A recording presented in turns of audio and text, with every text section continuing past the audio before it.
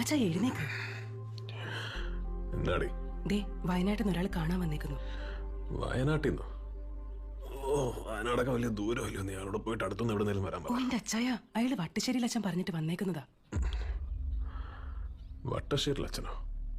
നിനക്കറിയാലോ കുര്യാച്ച, എനിക്ക് വയസ്സ് 80 കഴിഞ്ഞു. അന്നും ഇന്നും സഭയിലെ ഇത്തരം പുഴുക്കുത്തുകൾക്ക് നേരെ കണ്ണടച്ച് കടന്നു പോകാൻ എന്നെ കൊണ്ടായിട്ടില്ല. ഇതിപ്പം അരമന കോടതിയിൽ വേറൊരു വഴിയും കാണാതെ നിന്നപ്പം തമ്പുരാനായിട്ട് എന്റെ മുന്നിൽ തെളിയിച്ചതാ നിന്റെ മുഖം.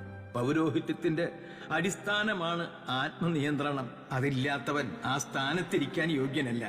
ബാക്കിയെല്ലാം മത്തായിച്ചൻ നിന്നോട് പറയും. നിന്നെയും കുടുംബത്തെയും പ്രാർത്ഥനയിൽ ഓർത്തുകൊണ്ട് സ്നേഹപൂർവം വട്ടശ്ശേരിയിൽ അച്ഛൻ. 10-18 കൊല്ലമായി സാറേ ഞാനും എൻ്റെ കുടുംബവും ആ ഇടവയെ സേവിക്കാൻ തുടങ്ങിയിട്ട്.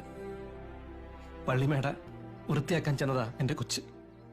അപ്പോഴാ അച്ചട്ട ഒരു കത്തനാര കയറി കുരിയാച്ചൻ ഇതിപ്പോ എന്നാ ചെയ്യാനാ?